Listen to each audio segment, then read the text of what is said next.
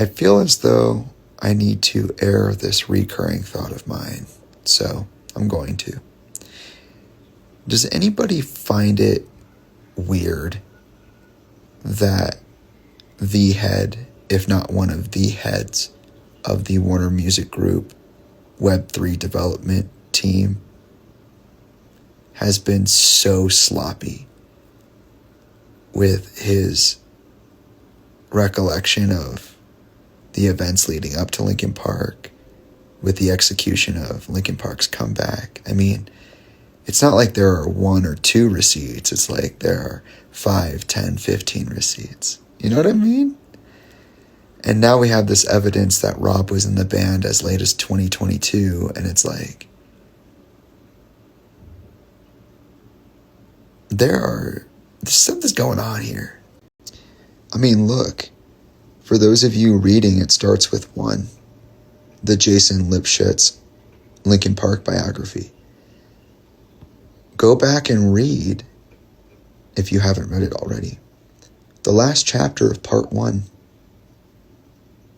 the identity, and tell me that what's going on right now with Linkin Park is even remotely fathomable as a reality. I mean, they're talking about the social justice roots of Mike Shinoda and Joe Hahn's purpose as musicians in the industry.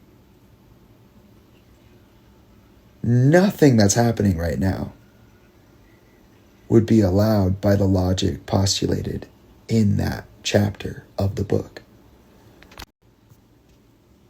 There would be no Emily Armstrong. There would be no ignoring Chester's oldest son. There would be no supporting of the Church of Scientology, or, allowing of even a rumored connection between Linkin Park and the church. And then there's the matter of Colin, who sought Mike out and became good friends with Mike around 2021, according to the timeline Mike is dropping, who has all these big ideas. They practically share a brain. But he's a producer raised on Linkin Park and signed to Warner Music Group Chappelle. Huh? There would be no big Linkin Park comeback, which was supposed to happen in January of 2025 or sometime next year, happening in September, International Suicide Prevention Month, especially given their history. Right? I mean, Mike's out here literally saying that we didn't know this was going to happen, but they came back with a League of Legends deal, a world tour, which was expanded in motion, for an album they hadn't released yet, still haven't released.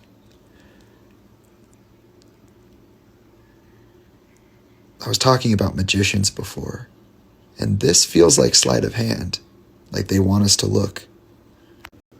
If you're reading that chapter right now, you know there is no way Linkin Park would ever make a music video like The Emptiness Machine, this poverty cosplay,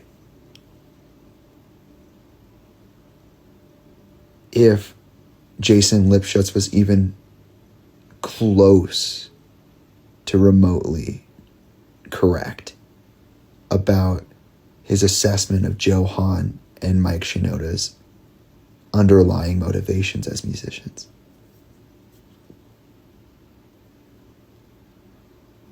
Isn't it interesting that they didn't activate Music for Relief?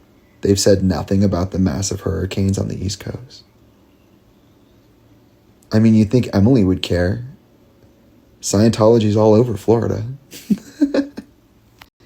Look, all I'm saying is that for a band that has in the past been so very, very, very careful and specific about its execution of ideas, its protecting of brand image, why would you kamikaze like this? Like, this is legitimately ridiculous. There's a paper trail. There are people missing. There's contradictory messages and timelines. Weird transplants in the band now, in the form of Colin and Emily. All sorts of weird stuff. It's almost like they really, really do want you to look like they want to be called out. But why do all of this way? Fan theory, activate.